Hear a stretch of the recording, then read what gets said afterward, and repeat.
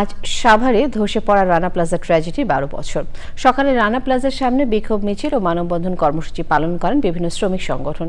সেই সময় রানা প্লাজার মালিক সোহেল রানার ফাঁসি দাবি করেন শ্রমিকরা। জাকির হাসানের পাঠানো তথ্য ভিডিওচিত্র রাজীব আহমেদের রিপোর্ট। বান্ডেল থাকলে প্রতি সেনমানিতে টাকা বাঁচবে। বিকাশ সেনমানি বান্ডেল কিনে জিতুন প্রতি লেনদেনে। তৈরি পোশাক কারখানার শ্রমিকদের পদচারণায় মুখর হয়ে থাকত স্থানটি। সেই জায়গা এখন পরিত্যক্ত। বৃহস্পতিবার সকাল থেকে উপস্থিত হন বিভিন্ন শ্রমিক সংগঠনের নেতাকর্মী সহ নানা পেশাজীবী মানুষ। ২০১৩ সালের এই দিনে ঢাকার সাভারের বাস স্ট্যান্ডের পাশে রানা প্লাজা ধসে নিহত হয়েছিলেন ১১৩৮ জন, আহত হন অনেকে।